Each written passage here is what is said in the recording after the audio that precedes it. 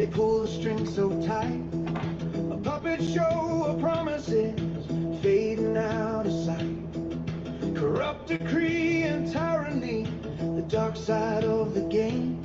They're stealing our tomorrow, but they'll never take the blame. The deep state's dirty deeds are running wild and free, while justice hides in shadows, we all drown in their decree. They rape, rob, and pillage, breaking spirit, breaking soul. For the willing, they will steal it. Take control, take control. The mind and pockets empty, left with nothing to behold. They're enslaved by ego, and it's time to be bold. Subliminal control, a web of lies weaves tight. Society's subservient, it's a silent fight. The echoes of our failures drown out the sound of hope, but we're stronger than their tyranny. Together we will cope. Oh, the deep state's dirty deeds, we won't let them pass us by. Time to rise and stand united. Let our voices touch the sky. They rape, rob, and pillage, breaking spirit, breaking soul. For the willing, they will steal it. Take control, take control. The mind and pockets empty, left with nothing to behold. They're enslaved by ego, and it's time to be bold.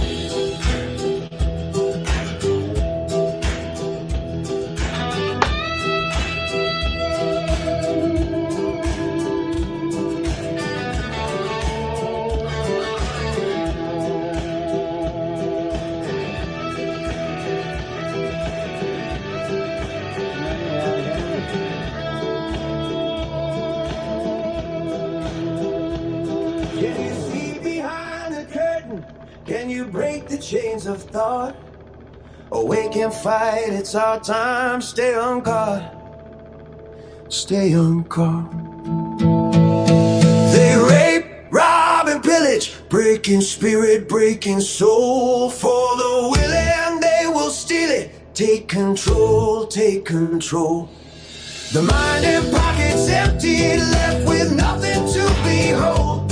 They're enslaved by ego, and it's time to be bold. Whispers of tyranny, echoing loud and clear. We'll reclaim our freedom. Together we have no fear. No longer bound by shadows. Our light will break the night. In the name of love and justice, we'll rise up and fight.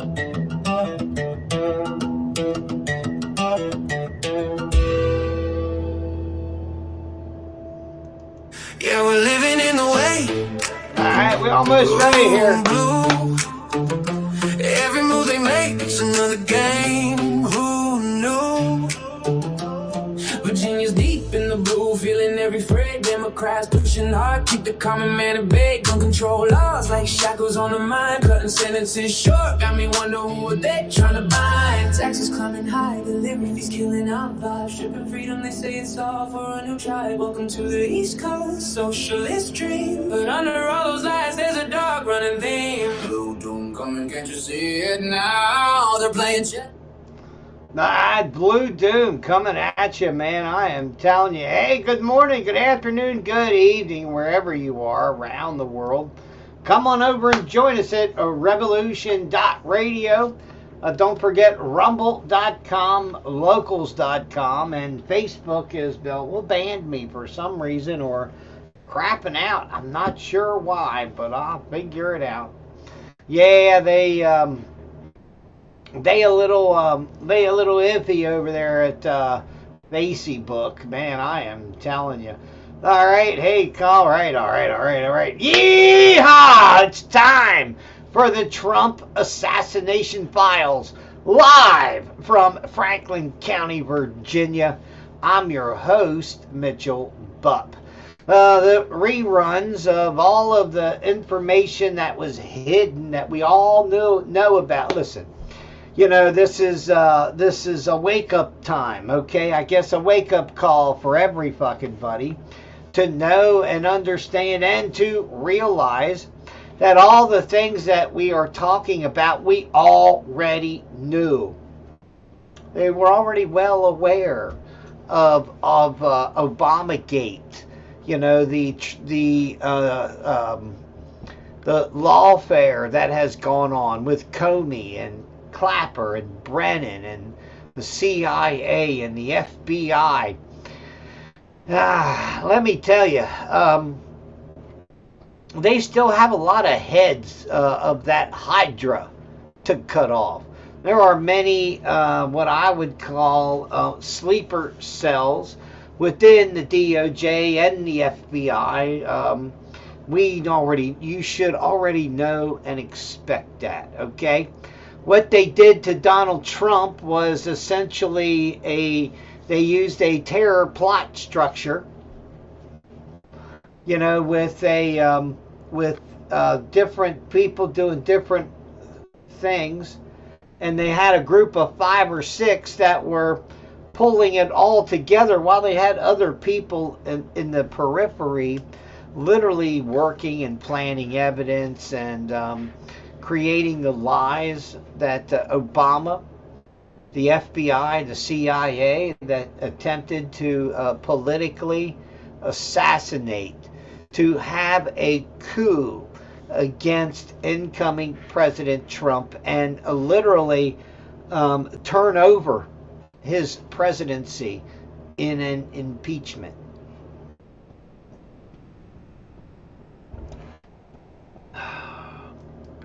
That's the world that we live in. Most people have lost their ever-loving fucking minds. I don't know what to tell you. I really don't. Here's a clip. Okay. Recently, former CIA director John O'Brennan, who I believe should be perp walked and held in Gitmo prison on Cuba ground, okay, should be held at Guantanamo Bay, Cuba, and should be considered an enemy combatant of the USA. That's my feelings on John O'Brennan, okay? If you can't torture something out of him, he's no good to anybody alive, okay? I'm just saying. Appearing on lawfare ally Nicole Wallace, wife of New York Times narrative engineer Michael Schmidt, the guy who received leaks from James Comey's friend Daniel Richmond. Former CIA Director Brennan notes there are legions of operatives still at the crack in America, boys. There's a bunch of dirty, rotten, motherfucking bastards. This is why John O'Brennan needs to be executed with a firing squad, okay? I'm just saying the reality of the world that we should be living in right now, okay? This idea of literally what happened is the CIA worked hard to overthrow the 2020 election. They cheated and they lied and they paid every fucking buddy off in a massive conspiracy. And why? Because they need at least the 4 years of the 5 years of the statute of limitations to literally destroy the chance of any serious investigation into these motherfucking traitors that attempted to overthrow the President of the United States of America, Donald J. Trump, because, well, Donald Trump, oh my God. Hey, if they'd have just known then that they could have given him a Nobel Peace Prize the same way they gave Obama one, I mean, they could have been in like Flynn with Trump and his ego. But no, they literally attacked Trump, and he went on the defense and then had to go on the offense. So recently, it should be not a surprise that the Trump administration continues to try to take apart the lawfare that happened at the U.S. Attorney offices, the FBI headquarters and field offices, and various intel communities. Marco Rubio has been working to clean up the National Security Council. I don't believe that. I think Marco Rubio is a sorry, dirty, rotten motherfucker, and I don't think he's cleaning up anything. And if anything, Marco Rubio is more like Hillary Clinton with this big motherfucking, ego thing where, look, man, I got the power. It's like what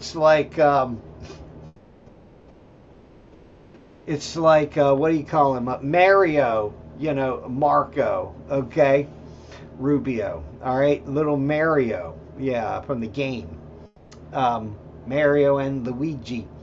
But let's be honest, anybody who knows and understands anything about the CIA, there's a lot of people believe that the CIA is that it's like a restaurant, basically. The CIA is in the back room, and it's my belief that the CIA owns the fucking building.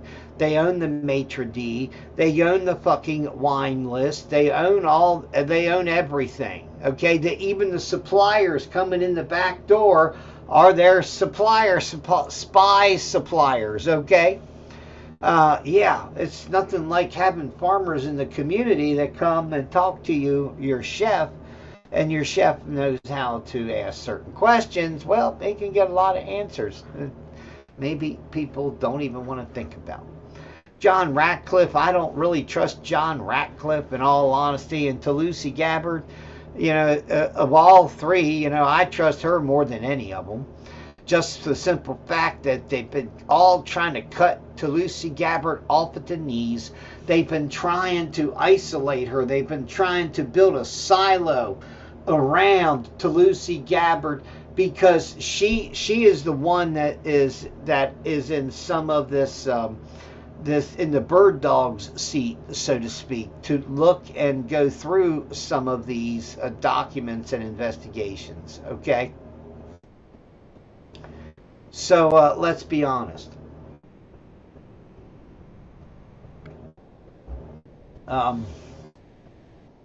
It is crazy, okay? Wow. Did I play that clip? Let's try it again. I don't even know if I played it. You have to pardon me. He has succeeded largely in turning DOJ and the FBI into political arms of his political operation.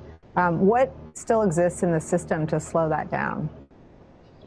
Well, I think, as Liz mentioned, there's still a legion of professionals in the law enforcement environment, the Department of Justice, as well as the CIA and other places, the ones who are refusing to follow politically motivated prosecutions, those who are refusing to support any type of political activities on the part of the Trump administration that are inconsistent with the authorities, responsibilities of the intelligence community, law enforcement community, and the Department of Justice.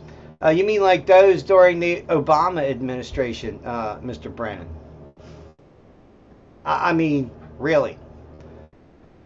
You have to understand that the core of the problem, the real core of the problem, goes back to the last Refuge did a story about the State Department and the CIA and Trump staffing in 2025.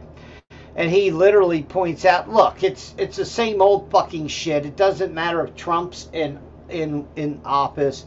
They put in people that are candy coated, sugar coated the way Trump likes it, or the way the blue team likes it, okay? The CIA spies and moles essentially play chameleon today, even though their loyalties are not on quote unquote to the professionals, as John O'Brien would say. I would say their loyalties to this corrupted deep state. Yeah. Oh yeah, we got. I was going to say. I know I didn't close my thing here. What else we got going on here? More and more evidence. More and more evidence. Okay. Of oops, I'm even clicking on the wrong one myself. More and more evidence about the crimes of Barack Obama and Crossfire Hurricane. Here's a clip from, I believe it's Fox News with Jonathan Turley. Jonathan Turley says, "Oh my God, we didn't think it was this corrupted." I think that is horseshit. I think these guys, are like Dan Bonagino and a lot of these people that are these real professionals that talk about this stuff. I think a lot of times what happens is that they have like a Stockholm syndrome because, well, God, they gotta love the Justice Department. They're lawyers. They believe in the law and they have this sympathies and the sympathetic attitudes. And I think a lot of times the evidence that it is that fucking bad is right there in front of them.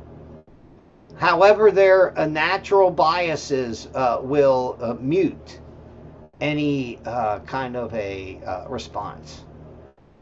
Oops. Hey, come on now. Well, there's a lot of people worried in the city tonight. This is the great reveal that John Ratcliffe was promising, and there's more to come. The important thing about this, Sean, is that it confirms things that we knew, and it gives us things that we did not know. We always knew, not always, but we knew earlier, in July 2016, Brennan briefed Obama to say that Hillary Clinton was planning to create a Russian collusion scandal for Trump to distract from her email scandal. He briefed the president on that, and then months later, he played a critical role in overruling CIA analysts and including the Steele dossier. We also know that the Clinton campaign lied to the media, denied they had funded the Steele dossier, and indeed hid that funding as legal expenses by Mark Elias, the general counsel at that time of the Clinton campaign. And all of this required this all-on-deck effort, the government, the campaign, the media. That's why when you see the reaction of the media today, it's clear that no matter what is produced, you can show a dozen heads in a duffel bag and they're still not impressed. And the reason is that for most of the media, this is not coverage, it would be a confession. That is, if they actually cover this story, they are confessing their own role in what may be the greatest political hit job in history. Well, there's a lot of people worried in the city tonight. This is the great reveal that...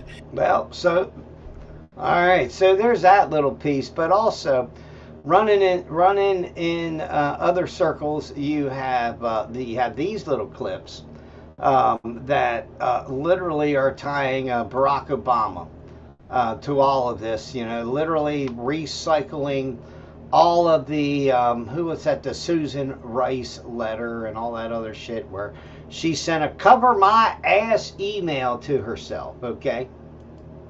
Seeing a bombshell report today that shows a conspiracy by a sitting president, Barack Obama, and his intel agencies to sabotage the president-elect, Donald Trump, brainwash the electorate, and undermine the legitimacy of an election. There is irrefutable evidence that detail how President Obama and his national security team directed the creation of an intelligence community assessment that they knew was false. They knew it would promote this contrived narrative that Russia interfered in the 2016 election to help President Trump win, selling it to the American people as though it were true. It wasn't. Gabbard got her hands on a House intel report that's been locked away in a CIA vault for almost a decade.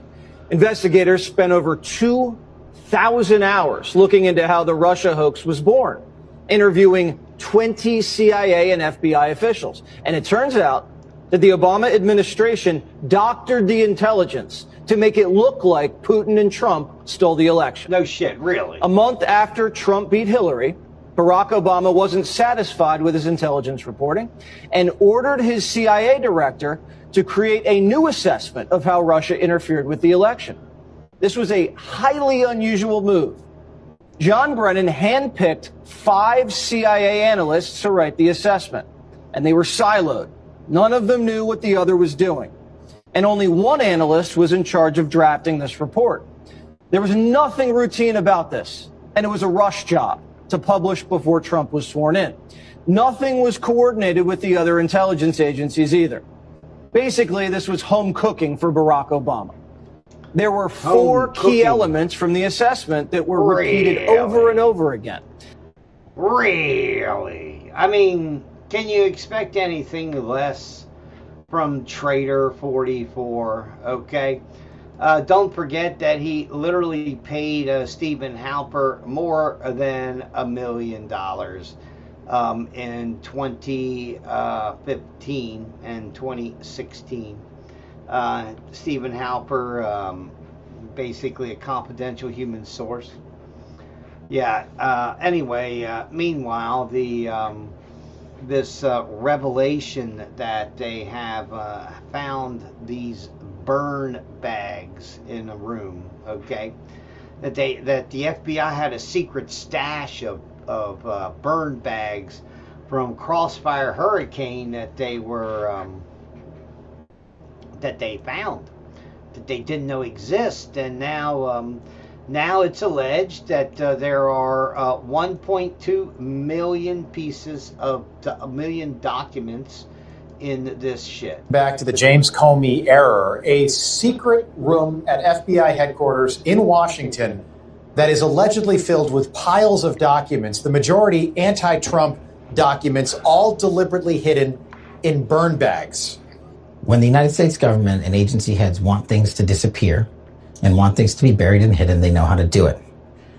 But what they didn't count on was President Trump winning, him electing leadership across the United States government to say, go find out how they corrupted and weaponized law enforcement.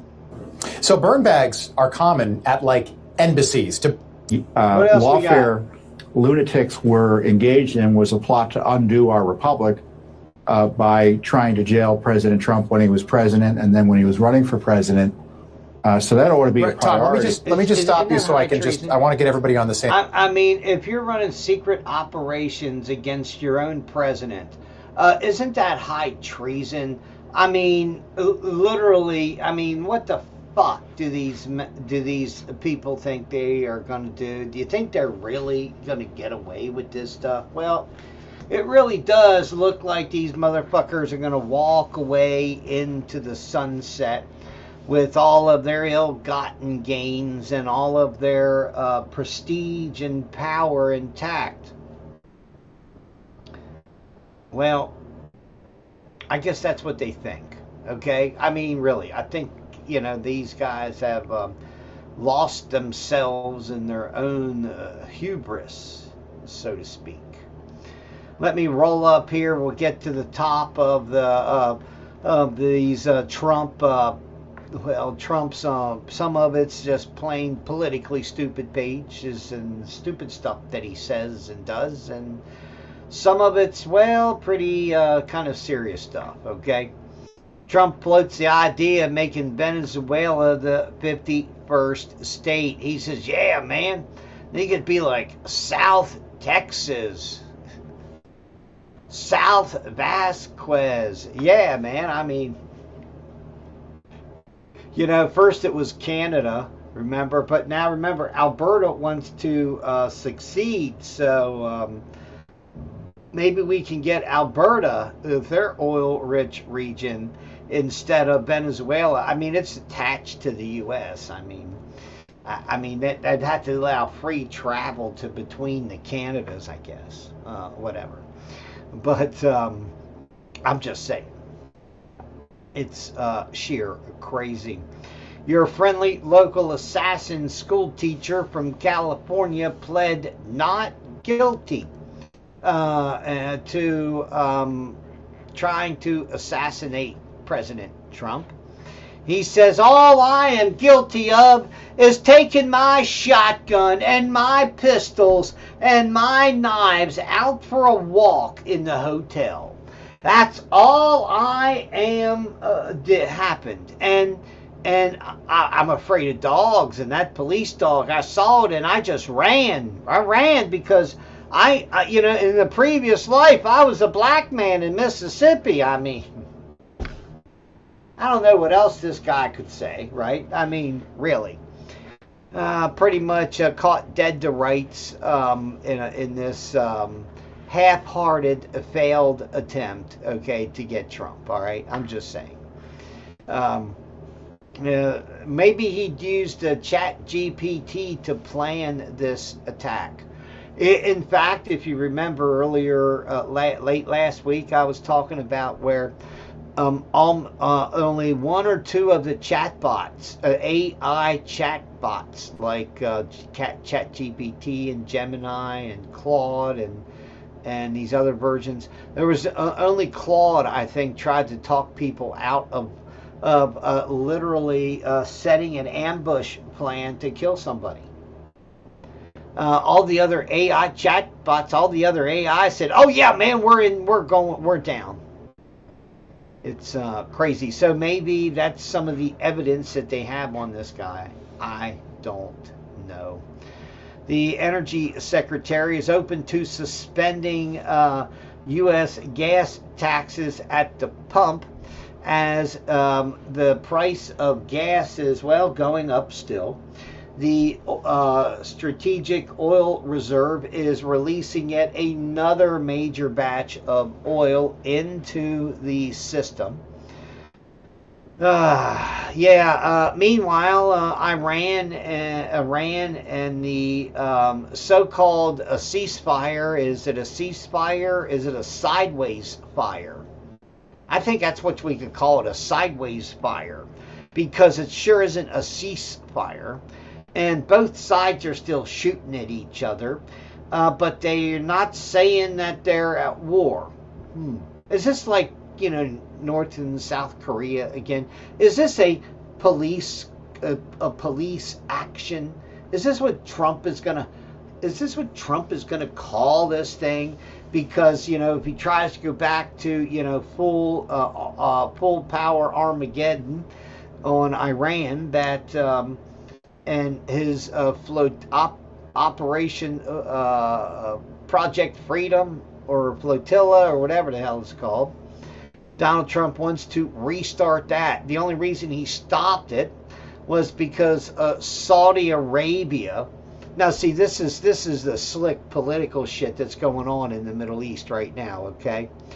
Because Saudi Arabia had forbid Americans from launching further attacks or policing the Hormuz Strait from airfields and bases in Saudi Arabia. So that's why Trump stopped his flotilla for freedom, or whatever the fuck he wants to call it. Yeah, it's bananas.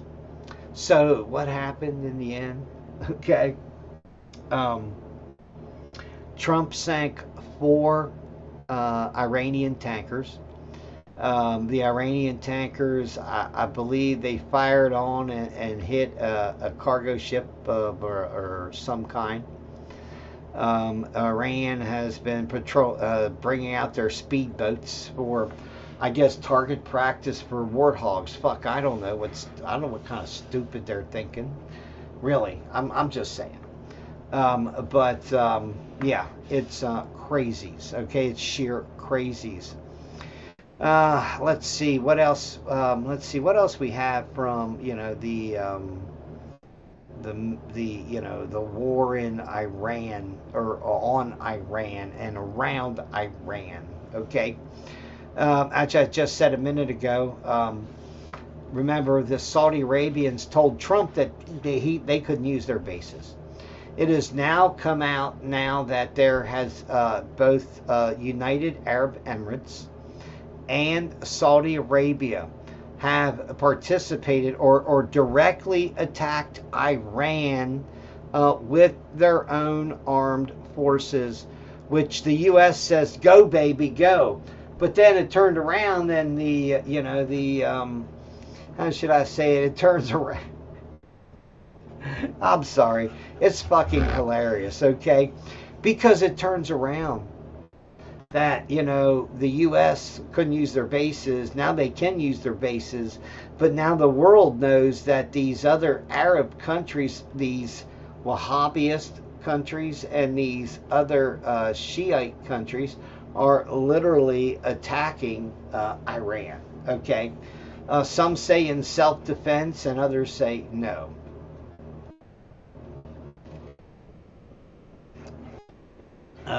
What else was going on over there? I'm trying to think because, Trump pulled such a stupid thing, literally, following Israel into this war, okay?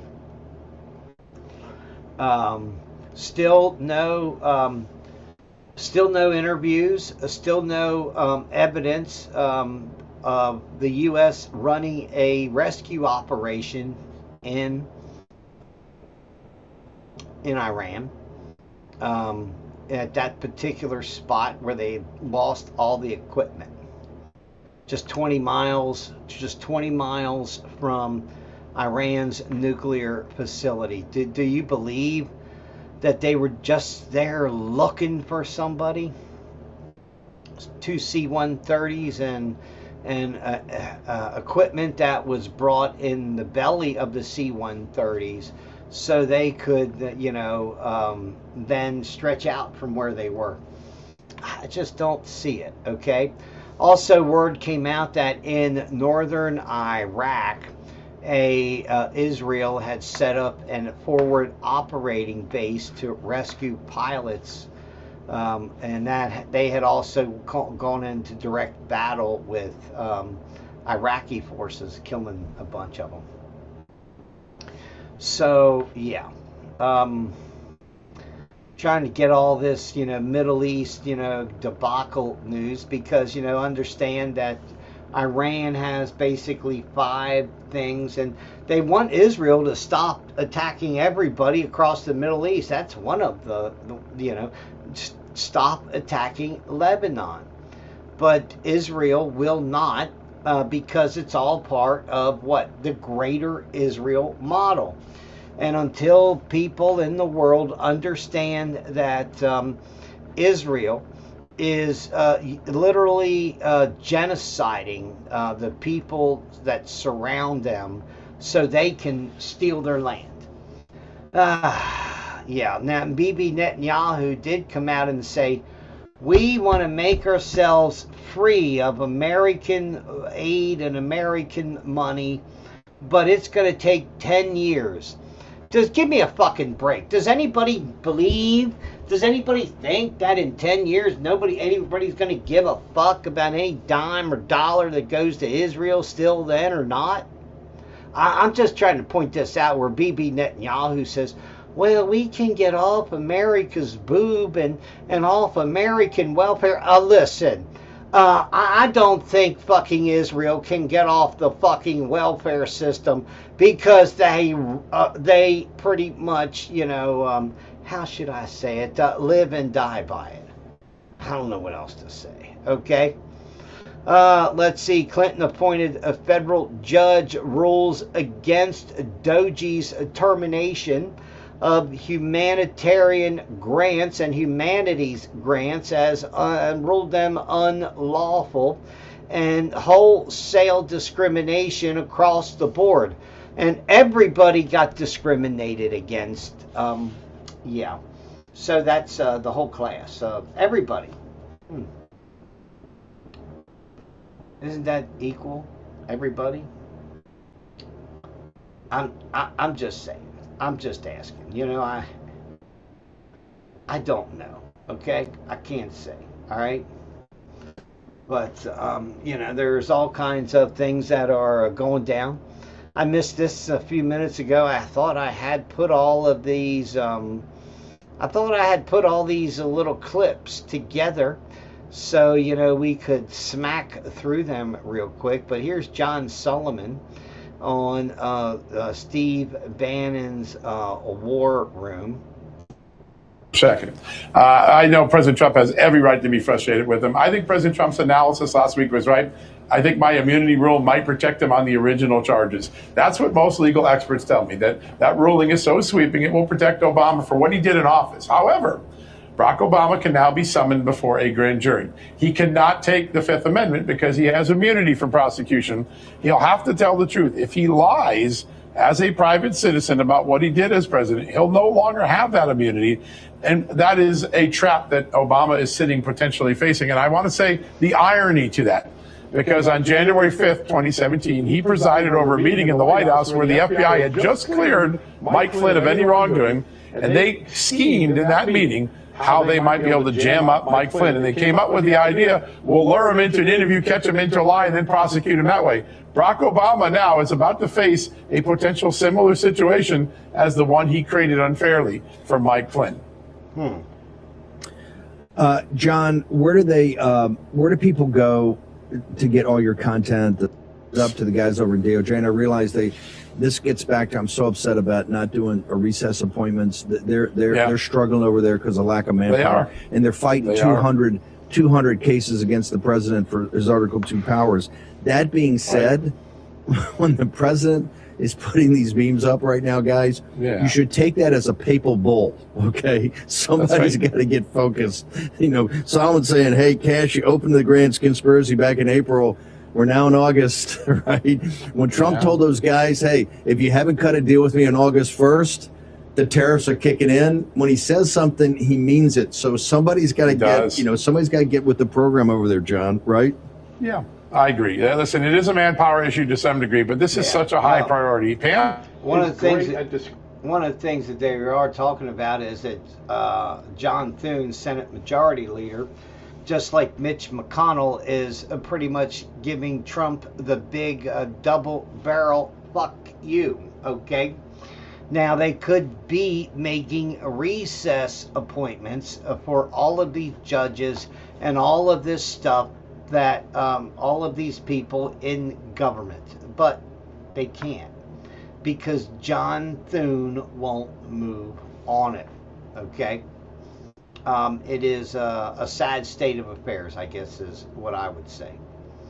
Let's see. Dun, dun, dun, dun. I was trying to get down through some of this other,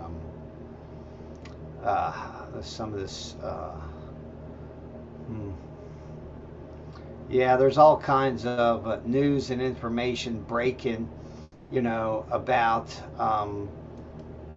what really, you know, about the Nunes report and stuff like that, Devin Nunes. You know, what I would say is get ready, because they have a grand jury in Florida in Judge Eileen Cannon's district that is supposed to be looking at this. It is said that Joe DeGeneva has recently joined their team. Classified as possible. So you believe that they raided Mar-a-Lago because they were looking for this? They were looking for the intelligence community assessment, your report on Russia's influence campaign targeting the 2016 presidential election. That's why they raided Mar-a-Lago? I believe it had to be one of the things that they were looking for. Because look, that report is pretty damning. If people take the time to read it, it's 45 pages. It spent, we had a dedicated team that spent nearly 2 years down at the CIA looking through this. It was blocked from getting out, and the reason that report is so important, right? That's, let's just dumb it down. Simply put, We went through every single piece of intelligence that existed. And if anything, it was clear that if Putin was going to do anything, he probably wanted Hillary Clinton to win. But in fact, if you just apply a little common sense to it, the fact was that nobody around the world thought that President Trump was going to win in 2016. Same with Vladimir Putin. He didn't either. And so when you go through that, that was the intelligence. Every piece of intelligence that existed we went through it. It's in that report. And what do we know? What do we, after all this, after all, Trump and Russia and collusion, the two people that didn't collude? Trump and Russia. Well, there you go. Now, there's also word coming out about another conspiracy that is essentially related to all of these. And that is the conspiracy that is right now surrounding Adam Schiff. That's right. Adam Schiff is getting ready to get, let's just say his ass handed to him. Okay. That is the best way that I would describe it. Okay. That right now that the FBI, gosh, this thing looks horrible, man. Anyway, this is a Jonathan Turley clip here. Man, this thing is terrible. Where is the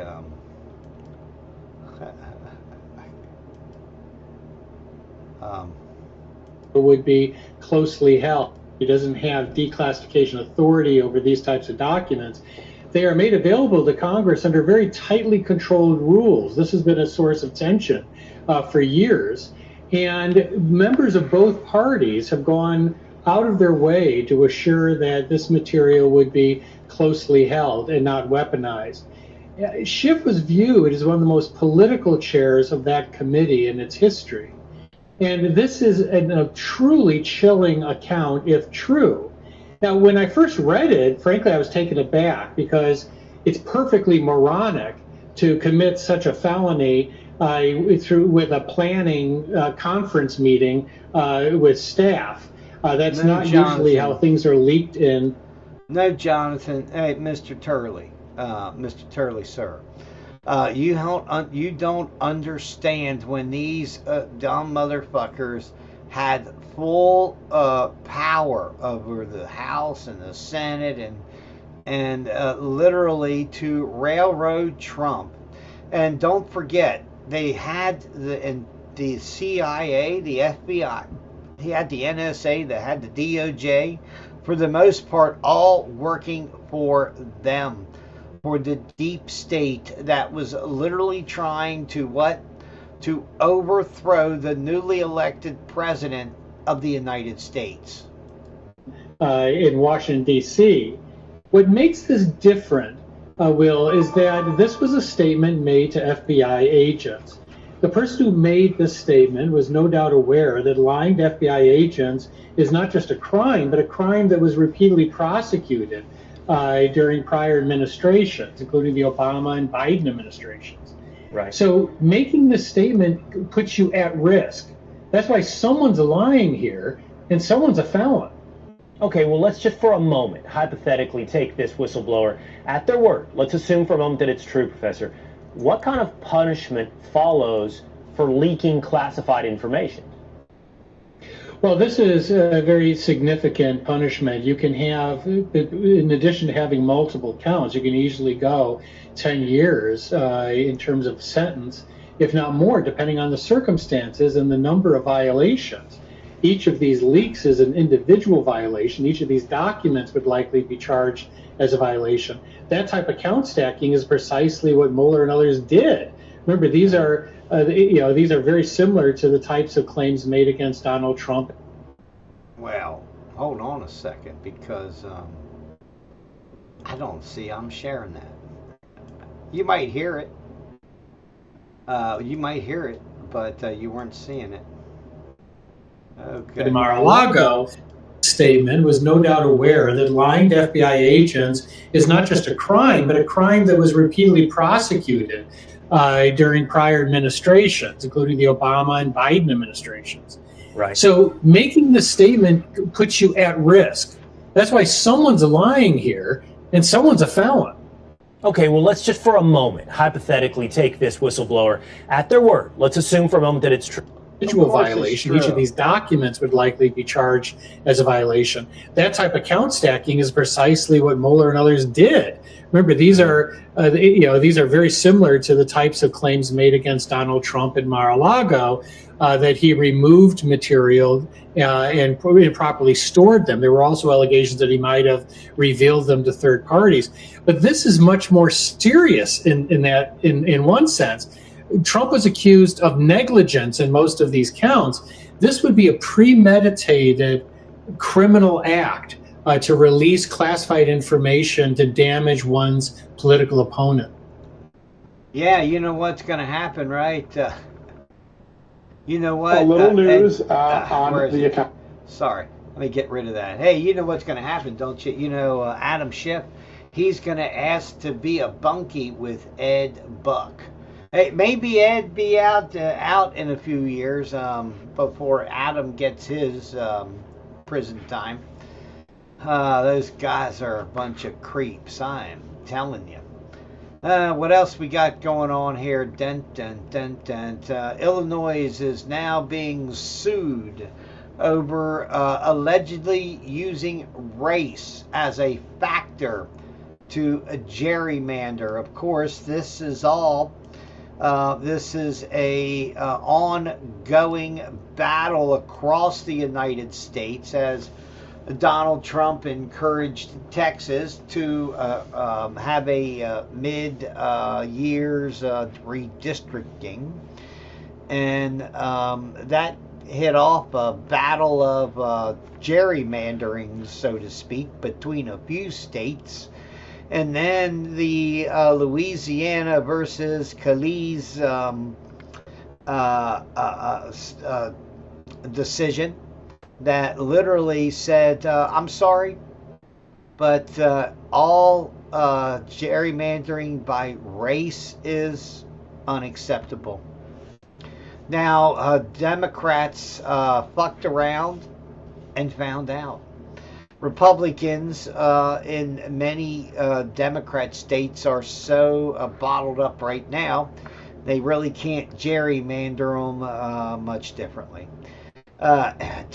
for their effectiveness. Okay.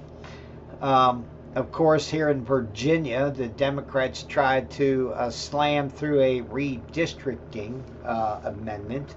And they're working on go-arounds because the Virginia Supreme Court said, no, you cannot do that the way you have structured these elections. There was no intervening election. And the 45 days of early voting was, well, how should we say it? For the ballot issue in April was just was not voting. It was an accommodation of that vote that happened on that one day. Yeah, Democrats have lost their ever-loving minds. So as it happens, Tennessee is now redistricting and eliminating the only black represented district in the state around Memphis, Tennessee. So, Tennessee is getting rid of their racial gerrymandering. Regardless of what people say on the left and on the right, it is going to come down to the fact is, are the lines drawn to benefit a specific race? If it is yes, even if it creates a black district. You know what should be illegal? The fucking Somali district. A district essentially created for Somalis. The same way with the Dearborn, area. I don't know where the one's in Michigan, one's in Minneapolis, St. Paul. But yeah, okay, get the grips on it, okay. So Illinois is being sued over the alleged use of race as a factor to draw their congressional maps. A public interest law firm announced Monday it was suing Illinois over its use of race to draw congressional maps. Yes, of course, Illinois has a special kind of racism. It was racism before it was racist to be racism, I guess. All three types of districts in Illinois require drawing distinct district lines to preserve deliberate racial percentages, racial majorities, and deliberate preservation of racial influence districts, the lawsuit said. The law firm is representing Jean Envies, an Illinois resident and voter, former state legislator. Attorneys for Ives said, she has been seen the state's redistricting up close and how it violates the U.S. Constitution. I mean, let's be honest. I mean, this is all abhorrent to the moral rule of law in America. It doesn't matter who it's done for or done against. The truth is that deliberate racial profiling in the use of gerrymandering is specifically one of those quote unquote discrimination things, okay? That, remember, you can cut up the white districts like Virginia was going to and eliminate, 5 or whatever districts. I mean, they would eliminate all of Western Virginia if they could. In fact, they probably the Northern Virginia and Richmond Democrats would probably work to petition that from Roanoke, Virginia to the west, that it essentially becomes what? It becomes West Virginia. Okay? Yeah. I don't know. I don't really care. What I can tell you is these redistricting battles are going to be lost by Democrats, because Democrats are going to get hit with a double and triple whammy if they didn't realize it yet, okay? Because as Trump straightens the immigration invasion out, and the demographics are shifting in that aspect of illegal immigration. Also, the U.S. Census and the reconfiguration of are you or are you not a U.S. citizen, coupled by, the gerrymandering, it's believed that Democrats are going to lose between 30 and 40 U.S. House seats.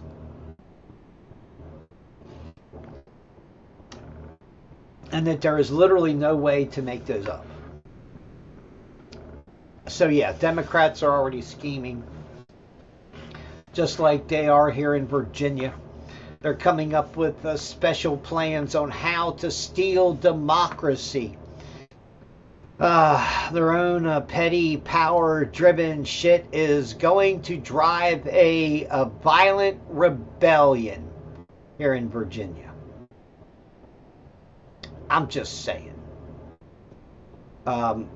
We will have our own little civil war if these retards in Richmond, Virginia do what they are saying that they're going to try to do. Dollar Store Obama, Hakeem Jeffries, came down from, made a phone call down from, from the high palace up there in D.C. and said, look, let us help and let us do, and we'll have a planning session, and what their planning session was, that because they control the House, the Senate, and the governorship here in Virginia, where they have this deep blue monopoly, they have decided to pass a law and to reduce the retirement age of the Virginia Supreme Court. So if they reduce the age of the Supreme Court to 54, that will literally eliminate every justice in the Virginia Supreme Court. So then Democrats can literally rack and pack and stack. Okay. The other plan is they want to strip the Virginia constitutional amendment that was voted in to have a nonpartisan redistricting committee draw the lines for, the boundaries of our U.S. House representatives. So, yeah. Anyway, in a long shot, I mean, like a fucking long shot, like longer than that, what was it, 26-1? Long shot that won the Kentucky Derby. God bless them, that's a good payout. I think I paid probably $52 for a $2 ticket. But anyway,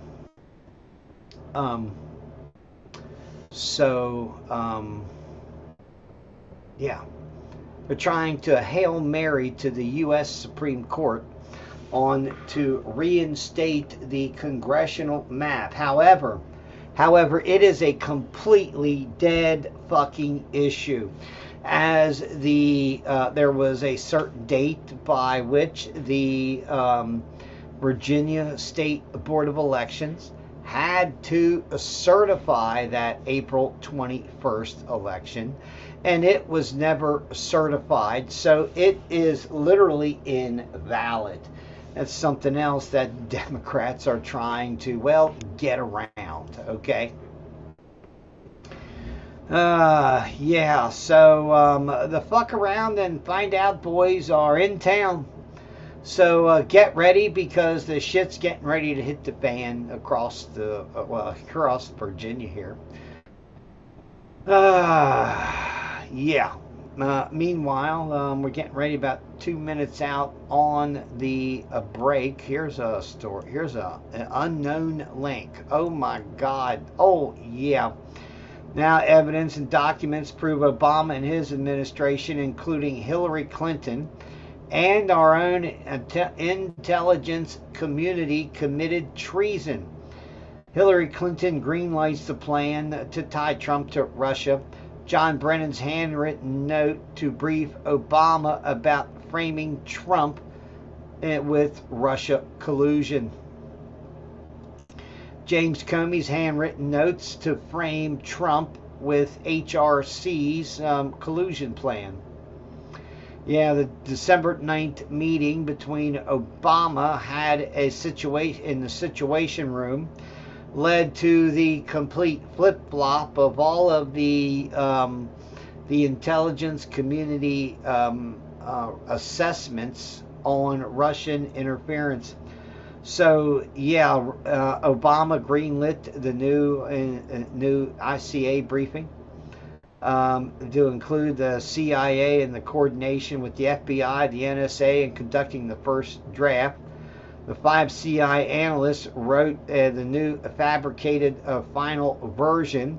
Literally were so compartmentalized they never knew what one or the other was writing.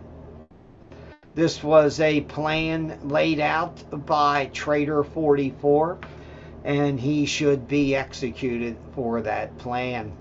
So, yeah, with that break over there on Rev Radio, it's rolling on there right now, I'm pretty sure. Let me see. Yep, it's about 20 seconds in, and I'm muted here.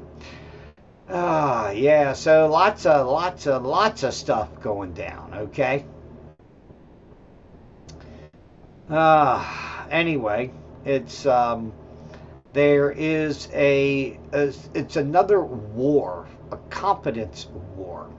And remember, this confidence war is essentially still being run by John O'Brien, James Comey, James Clapper, and the other 50-some intelligence community retards that signed a letter about Hunter Biden's laptop. Okay? Yeah.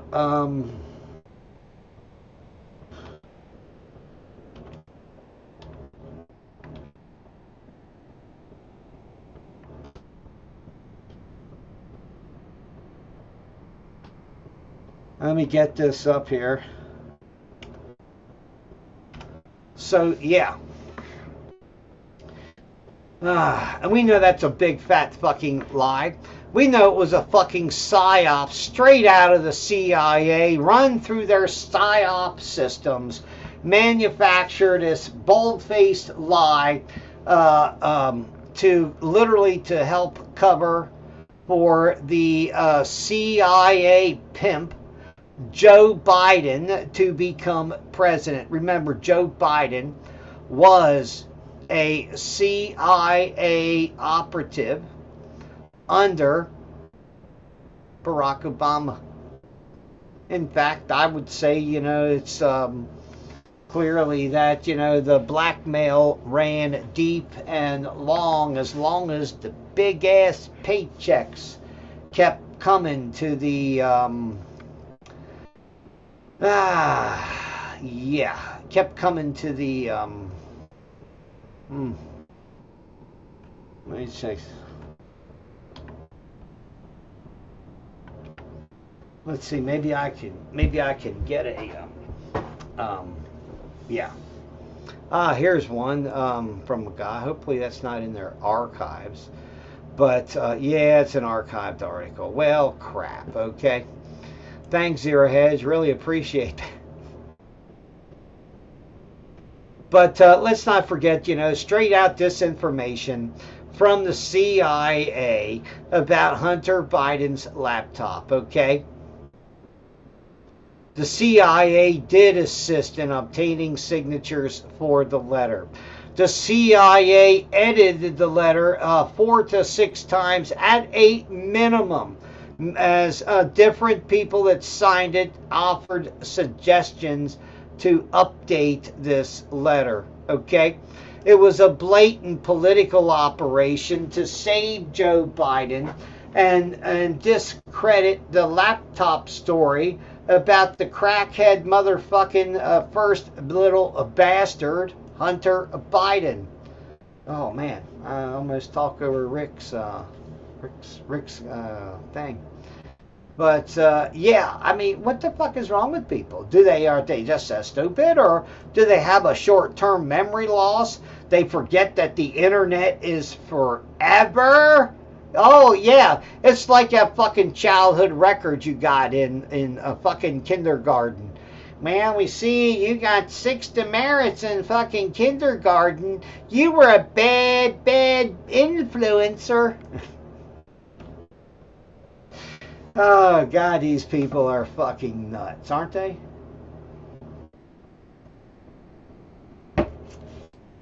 God bless them all, man. Anyway, so I hope y'all are doing well. Ah, man, I am telling you.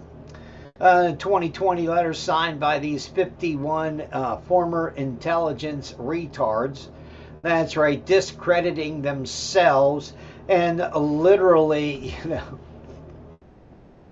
you got to remember that this was fueled by Biden's campaign advisor, Anthony Blinken, to former CI director Michael Morell. Yeah, I think that's a triple M. Michael Moron Morell. Morell told investigators that the letter was a quickie drafted as talking points. Blah, blah, blah, blah, blah. Everybody knows that it was a big fat fucking psyop lie, motherfucker. And that you should be going to prison. All these motherfuckers should be going to blessed prison. At least that's how I feel about it. So, anyway. All right, we got about 20 seconds maybe till we go back over on Rev Radio. I guess I'm going to have to get myself, I got to beat myself up a little so we can get it going on, so I can get my adrenaline flowing. I mean, I don't know if I'm mad. Am I mad enough? All right, howdy, good morning, good afternoon, good evening. Welcome back. It's the second hour of these Trump assassination files. Hold on tight because, well, we're going to go from the bottom up this time, and I'm just going to cover everything that I missed the last time, okay? Let's see, unearth DOJ files. Implicate Hunter Biden, that's right. America's favorite crackhead, first bastard, Hunter Biden. Unearthed DOJ files implicate Hunter Biden in sex trafficking violations. Oh, I'm just shocked, okay? Hey, did they have cocaine in their vagina? Because he probably had his nose in it if there was. Notably, Charles Grassley was among the Senate Republicans who previously warned in September of 2020, reported that Hunter may have paid Eastern European women for prostitution. Oh my. Or interacted with individuals potentially tied to a human trafficking ring. I mean, really? Really, Chuck? I mean, Chuck, what about the $25,000 where the Russian hooker hit double tapped or triple tapped a Celtics card? Celtic is the the code name for the vice president then Joe Biden, where Hunter Biden used the president's credit U.S. government credit card to pay for fucking hookers. Yeah, they were Russian hookers too. Imagine that. I mean, I'm sure Biden was having fun. At one point, Hunter Biden said, "Man, how much is an extra 8 hours?" She said, $5,000 paid ahead of time. In another exchange, Hunter Biden offered $9,000 for services rendered, and she said, "Nah, how about $9,500?" And Hunter said, "Okay, see you at wire the money at 2 p.m. All thanks, love." Man, I'm telling you, that's some high-priced whores there, man. I wonder, they probably got, the official "I am venereal disease clean." Yeah. Anyway, prosecutors instead, focused on tax violations and false statements made by Hunter Biden when he tried to buy a gun. Talking about his drug addiction. Oh, yeah. Yeah, it's like, imagine it, if he would just have smoked weed, he'd probably be, getting that discharge dismissed when the Supreme Court comes back with those cases. But that's my kind of opinion on weed. But yeah, anyway. I mean, do these people forget? I mean, where in the fuck have they been? I mean, they were in Washington, D.C., weren't they? Weren't these politicians? They were in Washington, D.C., weren't they? At some point, right? I mean, I have to ask this point because all of these fucking people act like this is the first time I ever heard anything like this. I don't remember. I don't recall. What are you talking about? And it's like, it's like fucking maddening. It's like talking to a 2-year-old or a 3-year-old that you're trying to teach to do something. And all they really want to do is go play, some video games. Yeah. So it's sheer crazy. Let's see, what else do we have? Do we have here? Let's see, that I didn't talk about yet, because I talked about a lot of different stuff, and I know some of it I mentioned it in passing, and some of it I mentioned more deeply. Oh, here's one. Here's one. Really, this. If you believe you're a Christian man of God, I guess is what I'm trying to say. Is what I will say. Okay. Because I don't believe that Jews and Muslims are men of gods, okay? They believe they are the gods. It's unfortunate, but it's, they just have that superiority complex. But here, Donald Trump, they built a statue, a 22-foot tall statue with gold leaf on it, a big golden Trump, okay? And there was a bunch of religious, some pastors, right? Said that, oh yeah, they were over at the 15-foot Trump thing. And they were having prayers and they were doing all this other stuff. And it was like, really? And it really it's just as if they are worshiping this man, okay, this golden statue. So what liberals literally brought in a mini statue, and let's just say they put it in an inappropriate place in Donald Trump's golden crotch area. It was the memes are out there if you want to see them online. They're kind of hilarious to me, but I'm sorry. I just, this Don Colossus. This is literally feeding into this massive ego that Donald Trump has. Okay. So yeah. Where else are we going here? Bump. Let's see. The New York Times. The GOP seized an edge in redistricting thanks to 2 court rulings. And now it's room to maneuver for extra seats for the midterms.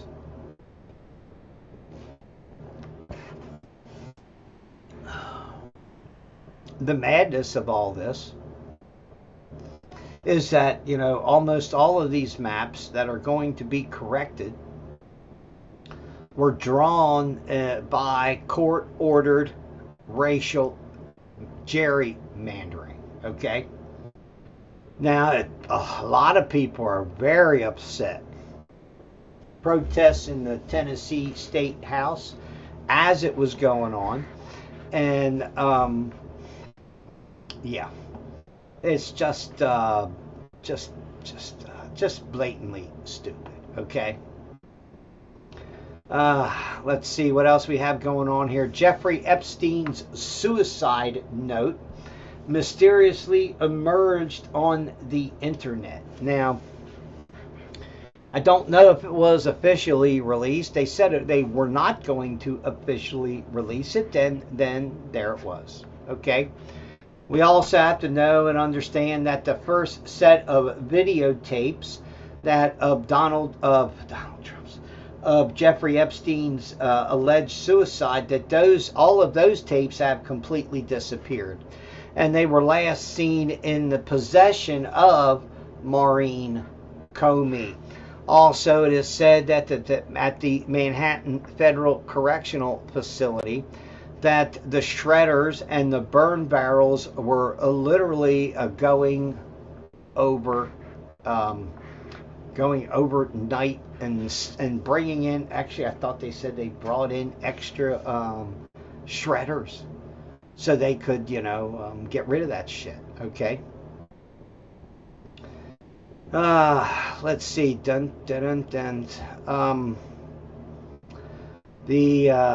Let's see. There was a ABC reporter who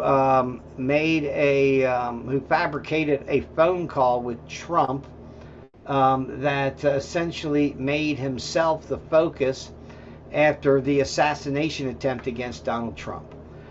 President Trump has slammed ABC News chief Washington correspondent Jonathan Karl for what he calls an outright dishonest reporting after Karl inserted himself into the story during the latest assassination attempt of Donald J. Trump. Now, there are growing concerns amongst people that, these all of these attempted assassinations are not real, that they are literally political false flags. I don't know.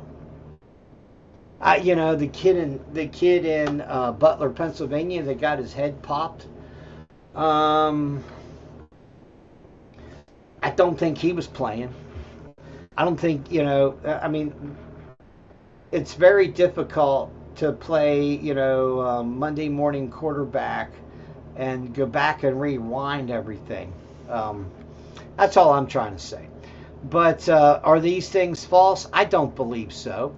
I believe there's so many that this psychology that is being driven into the brains of the individuals and of the into the brains of people themselves. Okay? That because of the October 7th attack and all the violence afterwards, and now and the increase in the wars and the political instability, that these I don't want to call them these mini wars and these revolutionary churns and turns in cultures. We're in one of those, I think, right now.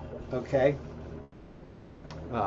Puppy's crying a little. Anyway, so yeah. So my suggestion is to be aware and have some emergency supplies at home, because it's too easy for stupid shit to get out of control between stupid countries. Okay. Now, one of the things that has been going down recently is this push to stop Obamacare. Okay, and what you have to understand is this socialized medical system that we're supposed to have has turned into basically these corporate vertical monopolies within the system. And I have never agreed with this mandatory, insurance. Okay, I just think that's wholly,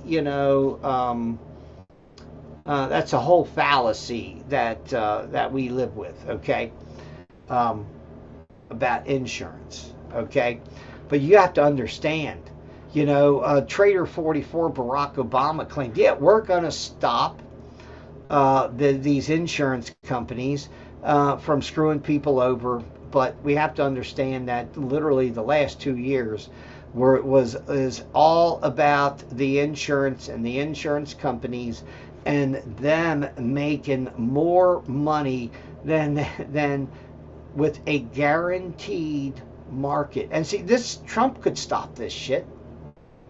Trump could stop this if he chose, but he doesn't.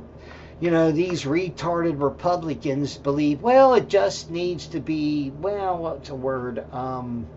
Reinvented, revamped, changed around, but it can't. Which of your companies own or control a health insurance division? This is why. Pay attention. Pay attention. Please keep your hand up if you also employ healthcare providers or own clinics, specialty pharmacies, or any other kind of medical practice or pharmacy. Yep, hands up. Please keep your hand up if you also own or control a pharmacy benefit manager. Of course they do, yep. And please keep your hand up if you lead a publicly traded company at which you have a legal responsibility to maximize shareholder value. Yep. So we've established on the record that the largest health insurance companies are not just insurers. They are also medical providers and pharmacies, diagnosing and deciding treatment for patients. They are also PBMs, another form of middlemen managing drug benefits. They are increasingly controlling every aspect of our healthcare system. Okay, so let's break this down because every American should understand that this is how healthcare works. So you own the insurance company that determines whether... Look, it's a fucking medical monopoly. You may have insurance, but they get to determine where you go and what you pay and what your co-pays are and everything else. I mean, remember, you're the product. Particularly if the government is giving you something for free. Remember, the government doesn't do anything out for its, its own whatever. It's always, just to be nice, is what I'm trying to say. It is absolutely fucking bananas. Okay. What else we got in here? New York City, New York, I should say, bars ICE agents from wearing masks in a broad immigration deal. Oh yeah, I don't know how that's going to work out. They still should be wearing masks just to cover their identity. But then again, be honest, New York City and New York is gonna go full mask. They're gonna go full retard here with the Hanta virus. Now that there's 1, 2, 3 people in New York State that was on that ship to see the birds at the fucking landfill at the bottom of the world. Isn't that fucking plain nutso? Yes, the guys at that Hanta virus ship, okay, which is really, it's the Andes version of the Hanta virus, okay, which is the only one that is known to be what? To be human to human transmissible. Now remember, this ship is for like environmentalists and all these other people, they went bird watching.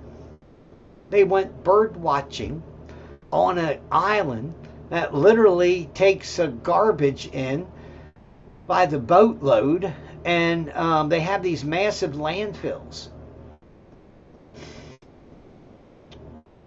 And the birds, all the seabirds and the gulls and all of the other birds, every place, and they come from everywhere to feed off of all this garbage stuff, okay?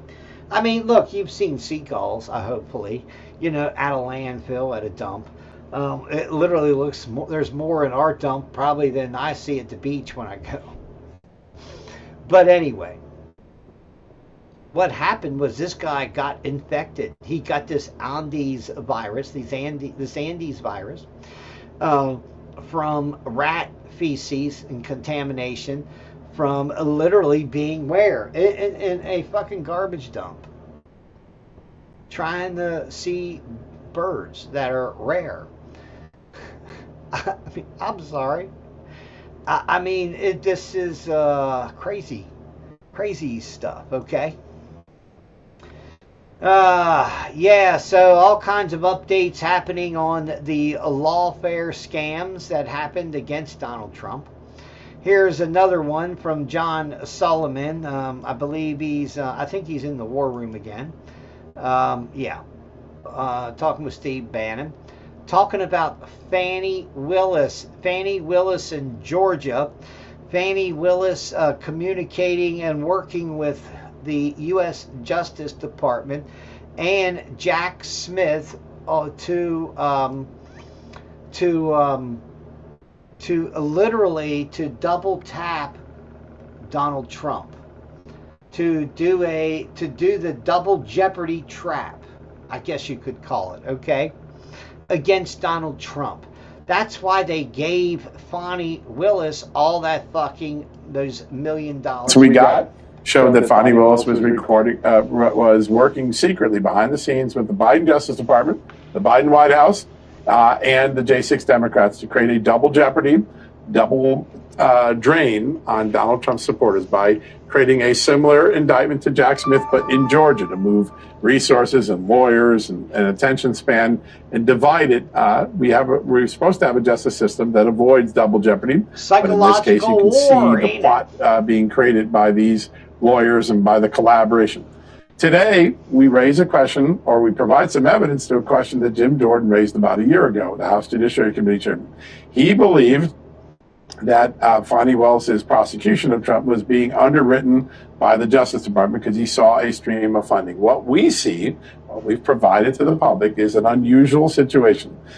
In the middle of Fonnie Willis building her case against Donald Trump and 18 of his allies to China, meaning it's wired just for her. It looks like the old boss hog way of doing business, or Tammany Hall way of doing business. And I think for Jim Jordan, or Barry Loudermilk, who was on our show last night investigating January 6th from the Judiciary Committee, this is a pretty serious issue for them to investigate. This looks like a... Yeah, that's what they say, but give me a fucking break. Give me a motherfucking break. How far down the road are we? We're 6 years down the motherfucking road, and we're supposed to believe that these motherfuckers that have skated on such thin ice all along are all of a sudden going to fall through because of global warming. I don't believe it, okay? I don't believe it, all right? Really, I just don't. Meanwhile, campaign staffers have figured out how to make some money. That's right. Campaign staffers have decided to hit the poly markets and work their own insider knowledge magic. Yeah. This one publicly reported instance of a campaign staffer betting and winning thousands of dollars on their own candidate on prediction markets, emerging financial exchanges where billions are bet each week on future events like elections, culture, sporting events, and everything else. Okay, so it's all, everything is essentially is free to be gambled on. Yeah, it was before, but you kind of had to go into the casino and, I don't know if they took all kinds of bets like they do at the poly market, where you can literally almost, I think, set up your own, poly market thing. So private information to payday on, literally the inside of campaigns. That are going down. Now there are some stuff. There is some other stuff that's going on that's going to be a major impact that you probably haven't heard of yet, and that is Elizabeth Warren. That's right. Elizabeth Warren is in legal jeopardy as she and Barack Obama have been found to signing some of the auto pen pardons that Joe Biden sent out in the final days of his presidency. Okay, it is said that who was it?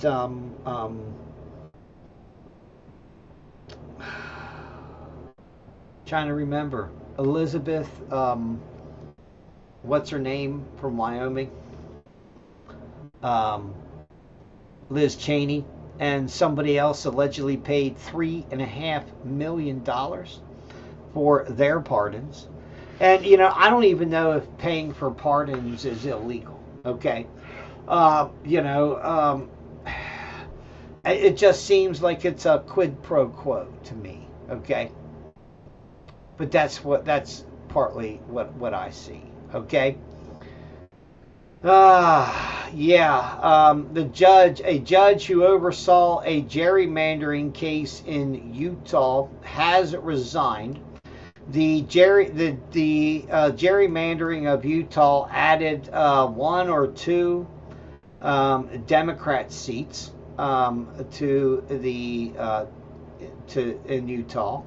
On the federal level, And what has come out now is that she and one of the other lawyers that was in front of her were having a shagging good time. Yes, hopefully they had a big bear rug or a kind of about a big sheep rug or something, and some big soft, heart-shaped bed where, they may even had a monkey vine hanging there in the room. I mean, I don't know what freak palace they might have been in. It might have come with, with pudding shaped like poop in some cases, I guess. I mean, anyway, I mean, what you can never, you always have to expect the unexpected from Democrats. Evidently, the court said it must redraw the maps ahead of the 2026 election to create a Democrat favorable district around Salt Lake City. Although the Utah's map currently has Republicans representing all 4 seats, the court said it must redraw them. Hagan subsequently recused herself from the proceedings after her ex-husband leaked text messages showing that she was conducting an illicit affair with attorney David Raymond, who was representing the plaintiffs in the redistricting case. How do you win that big lawsuit? Well, you just kind of hope that your lawyer can seduce the judge and, she can orgasm all the way to your verdict. Yeah, it's stupid, isn't it? I mean, really. How about throwing away such a career like that for some nookie? For basically probably said, oh my God, you made me come, too bad. Yeah, what the hell she was doing, I don't know. Okay, yeah. Not mine. Let's see what else we got going on here. Bump. Bernie Sanders is wrong. That's right. Sorry, Bernie. Yeah, Bernie Sanders has been wrong since Hillary Clinton rode him like a dead dog or a dead horse and put him away as he quietly went back to his little hole as his friend Seth Rich was murdered. I'll call it out. I'll say it. I don't believe that Seth Rich was killed by just a random robbery. It was a fucking assassination. And Bernie fucking Sanders knows it because he personally, face-to-face, confronted Podesta, Debbie Wasserman Schultz, Tim Kaine, and others, and wanted to know if it was true. And, Bernie's such a fucking dumb buck, he didn't tell him who told him whatever. He didn't have to. They just had to go back and look at Bernie's communications. I mean, that numbnuts was probably using his Democrat DNC bought and paid for cell phone. So they knew who talked to Bernie. And I believe that the DNC murdered Seth Rich. I just think the evidence is just so, the conspiratorial weight of all of that is just looking you right in the face and saying, they fucking killed him! After that betrayal, or what they considered a betrayal. Even though, the DNC was literally, punking Bernie Sanders so he could be propped up, I guess is the way to talk about it. So, meanwhile, Donald Trump and Bernie Sanders are kind of getting into this thing about oil prices, right? Oil prices today, $105 a gallon, $4.46 a gallon. I guess that's where he lives. Oil prices in 2011, $1.05 a barrel, $105 a barrel. Gas prices, March, still $3.51 a barrel. literally an extra $1 almost a barrel at the same price. Of course, Bernie knows, okay? But here's the thing. Bernie worked to shut down the oil industries so they could bring in their new green utopian electric whatever thing. And literally it completely collapsed when it came for electric and electric cars to literally for the rubber to meet the road. The battery died. Okay, the battery died, Bob. All right, literally it's gone. All right, so Donald Trump said earlier that the economy, we could use $200 a barrel oil. I mean, that just shows how disconnected Donald Trump is from and isolated from the real economy. Okay, is what I'm saying. Let's see.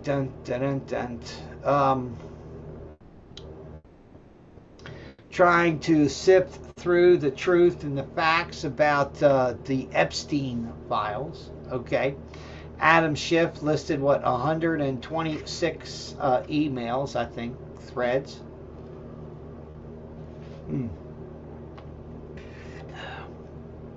256 secret emails between the California senator and Jeffrey Epstein, allegedly proving that mainstream fact checkers are literally running a cover for Adam Schiff. Remember, Adam Schiff starts to go down. It's just like Hillary Clinton.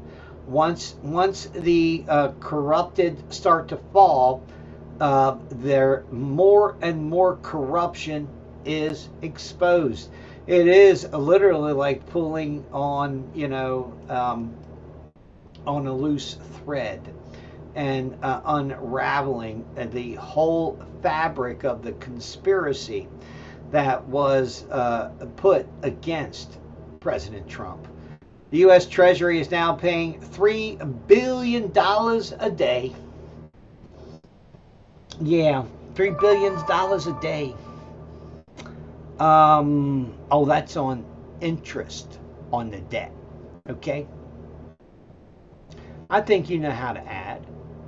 And I think 365 days a year times $3 billion is almost $1 trillion. Or thereabouts. Close enough, isn't it? Certainly fucking is. $1 trillion a year.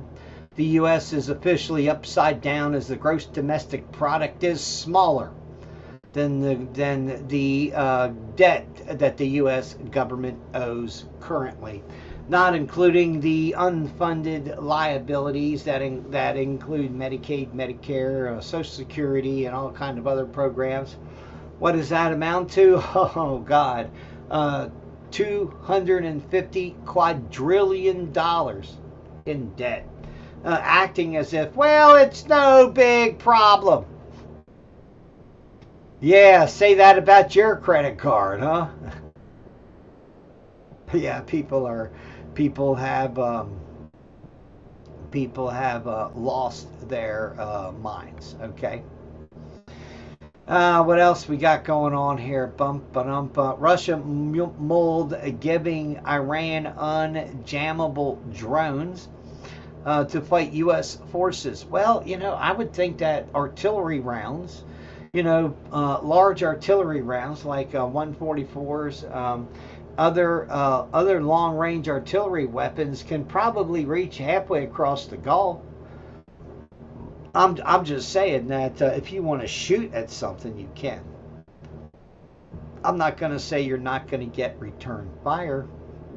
Yeah. What else we have going on here? Wow.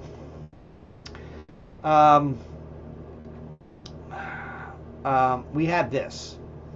And at this point, when you... I really like Rich Barris over at peoplespundit.com. Go over to locals.com and go over to the People's Pundit, okay?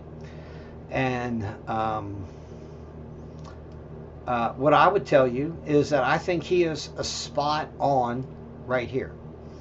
I think that this is something that has to be done because of the literally the tearing down of all movements by these establishment Republicans and establishment Democrats, where they literally control everything. You know it's going to be a bad national environment for you. You should be using it as a perfect opportunity to get rid of any part of your coalition that is hindering the growth of your coalition. Like neocons are coalition parasites, and they hinder the growth of your coalition. While you have the opportunity, get rid of them and trade them for all of the people that K-Cap's talking about on Rumble that Charlie understood you needed, right? Bring all of those people in and cut those other fuckers loose before they do to your coalition for good what they have done to everyone else that has come before you. They have destroyed every coalition they have ever been a part of. They have ever been able to latch onto. They're not even remoras who attach to the shark, like I was talking about on Monday. They're not even remoras. They're just disgusting parasites. That's what they are. Remoras serve a function for the shark. Neocons serve no function for the coalition. If you got rid of Bill Kristol and Mark Levin for good, you know how many more voters you'd get in Saginaw? In Genesee? In Macomb? Hell, apparently even Oakland, where Mike Rogers ran behind Donald Trump, even though it's supposedly... It is. Yeah. And yet Donald Trump still outperformed Mike Rogers in that campaign. Yeah. Okay. That's Rich Barris. People's Pundit. Listen, he does some really good pollster work. And if you want to try to parse and figure out what is going on, in this election cycle, my advice is to pay attention to what Rich says and listen to his thought processes. So in all honesty, so you can also use those ideas to literally to evaluate and to pick out what is and isn't true in stories and in polls and particularly. Okay. What else we got going on here? Right now, it looks like Marco Rubio is the leading candidate to replace Donald Trump. Of course, that would make perfect sense since the CIA has essentially been running the Trump team program for several weeks to months. Meanwhile, liberals have how should I say it, are like I said, the gerrymandering and the redistricting that is sweeping America today has Democrats literally, in a fucking around and finding out mode. Republican voters to these states, but then also denying them their equal representation, the disenfranchisement that Democrats discuss by ideologically putting them into like the ether by trying to guide this all on racial lines. Yeah. And that's, when Hakeem Jeffrey says that there's going to be revenge on this, what revenge is he talking about? Democrats are going to actually have to go into these areas for once and start campaigning. They're going to have to finally do the work, Liz. Right. We're talking about adding tons of Republican voters to these. Well, I'm not, in all honesty, I'm not so sure about that, okay? This gerrymandering, remember, like I said before, there are multiple levels of it that are going on right now. Of course, you have the ideological gerrymandering, and that is why it's important to have this nonpartisan driven committee type of process that will draw lines along what I would consider geographic boundaries and major highways and roads instead of literally creating monster districts, that literally gobbled up the whole state by racking, packing, and stacking gerrymandered districts back to back and around side to side. It is literally this destruction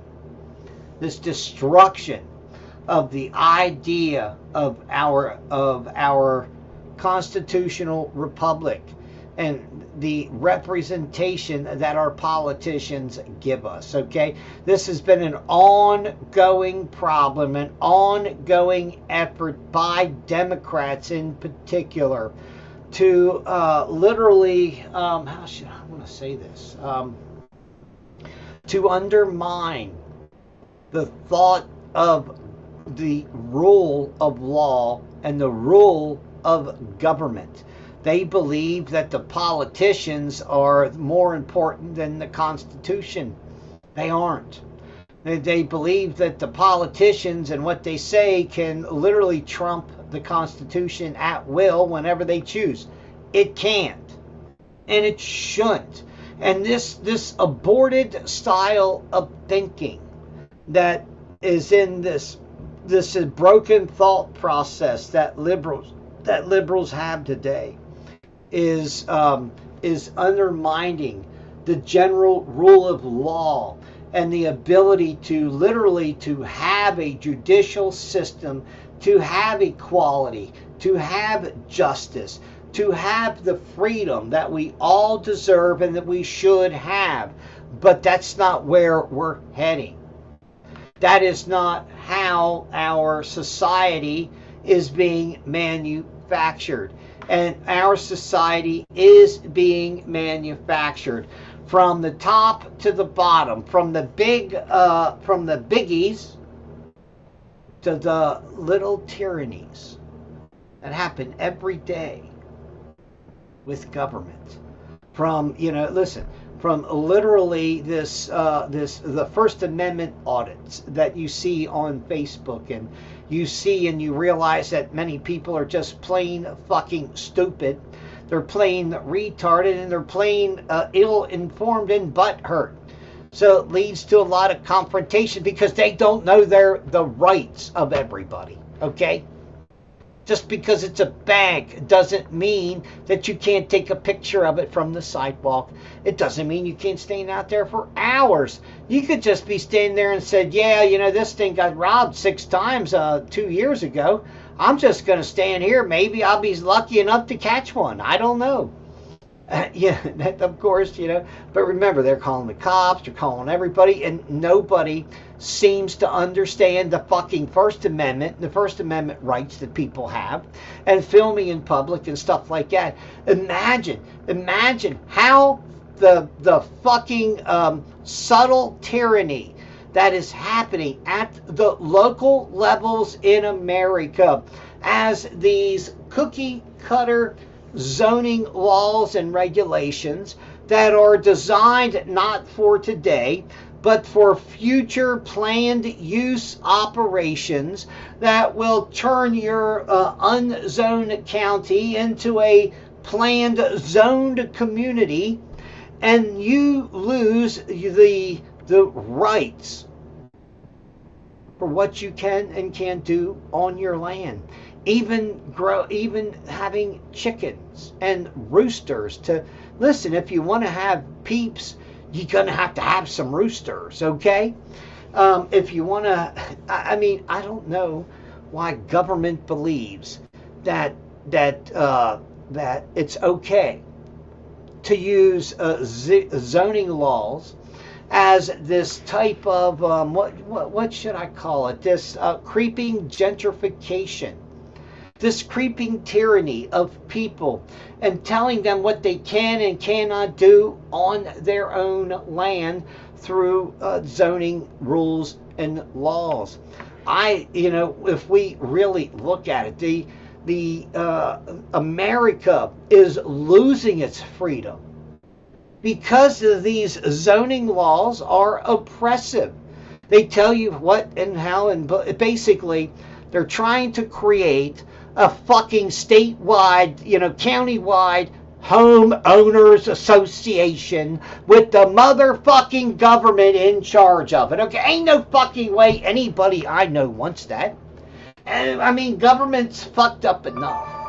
It shouldn't be trying to act as a homeowners association and be the answer to everybody for everything. It's government's fucking job to stay the fuck out of the way of freedom. And that we the people shall not have our rights infringed upon. That every time you turn around, this creeping fucking tyranny is coming again and again and again. It is unrelenting. It is a corporate style system that is meant to what? That is meant to buy, is it the 2040 plan or the 2045 plan? That they literally are going to have everybody zoned in, locked down, and your freedom will be in your little box in your fucking brain. Maybe you can dig a hole in the ground and have an underground shelter, and you can go plumb fucking wild there until they find out about it. And then they're going to tax you. And then they're going to check the zoning laws. And then they're going to probably make you fill it in. The tyranny of freedom.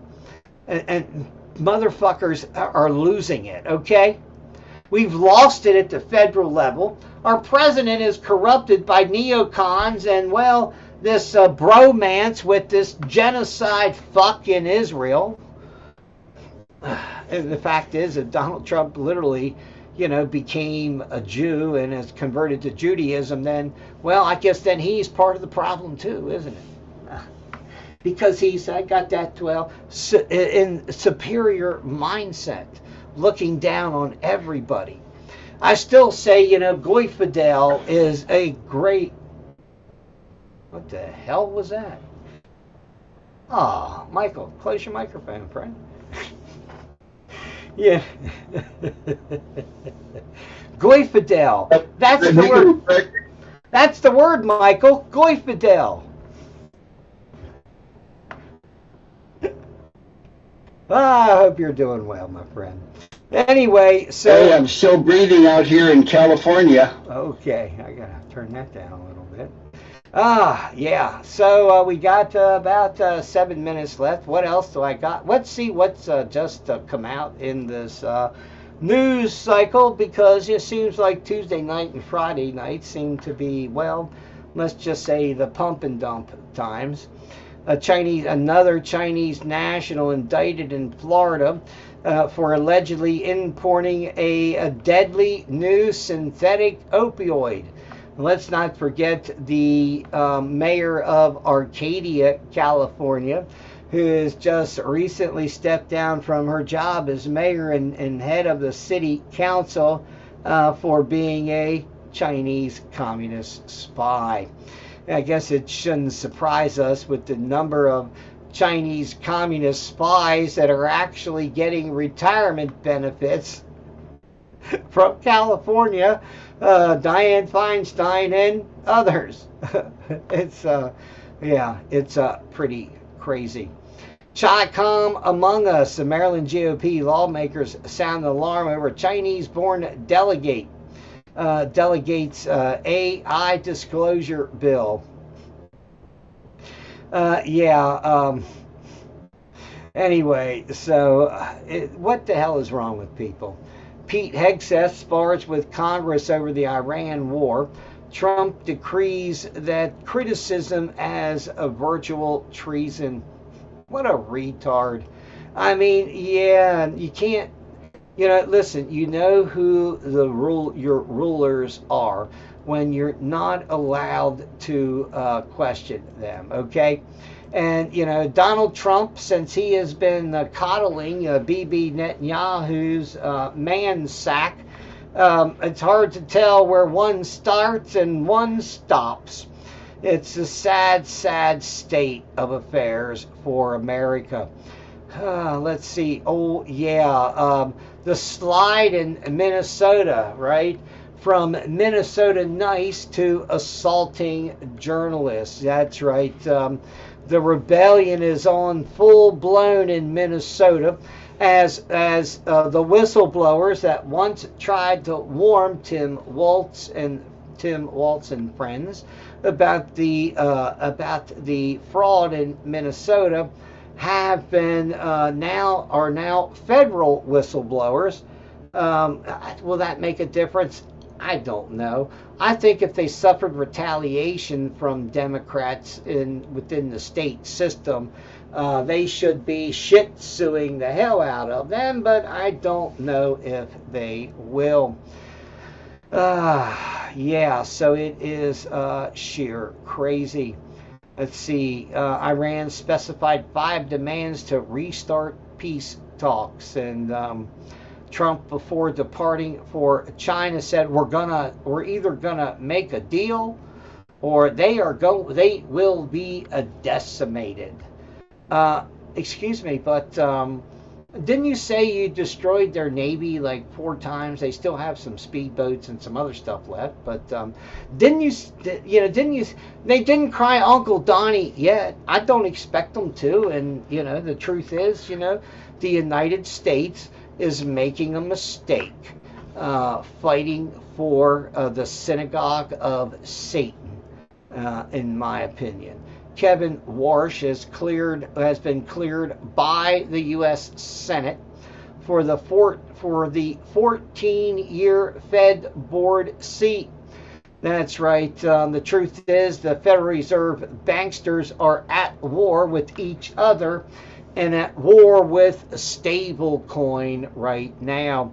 They're all bitching and moaning and trying to find out who is going to get the golden shekels of the interest money, and the money from the interest from the made up money of the fractionalized banking system. They're all arguing over made up money that you pay interest on, that you pay a usury fee. So, the banks are all worried about that. And, the truth is, they're going to crash the system. They have to crash the system. If they want to take people from one system to another, you have to crash one and force people into the other. Always remember that you are an unsecured creditor when it comes to every dollar that you have in the bank. That the bank, through an agreement that you signed to have an account, can literally snatch that money and keep it when they are, out of other people's monies, so they take your monies. I think that's pretty much how banking works, but that's just me. Labor unions joined the banking industry in opposition to the Senate crypto bill and quote-unquote the Clarity Act. Okay, what a joke, okay? All money is a depreciating asset Ponzi. That's the truth that nobody wants you to know and understand. That all monies in the world is going down in parallel. The truth is that the missing gold in Fort Knox is, there's a lot missing. There's a lot of the bars that aren't in such a high quality condition. So they're not available to, nobody would even buy them on the market except at a major discount. But that's not what they're worried about. They're worried about the 400 missing pallets or bars or tons or whatever it was. It's massive amounts of money and gold and everything that, remember, he who has the gold, they get to keep it. The hypothecation, the rehypothecation, and the changing and the moving of all these assets, in the end, it is the holder who literally is the major winner. Now, whatever vault this stuff is in, I don't know. Just the question is, will we ever see it? And will we ever get out from underwater here in America? The answer is no, and definitely not. We will be bankrupt longer than you could imagine. All right, Rev Radio, Take care, my friends. We shall see you in a few minutes. Michael J. Anderson with The Road to Damascus is up next. So thanks, everybody, over here on rumble.com. Remember that you do change the world. God bless. Good day. And good luck. Oh, I had a new addition in the house. Look. Well, isn't that pretty? Isn't that pretty little thing? Look. Well, everybody needs a friend. After all, my cat broke my other friend. Take care. Bye.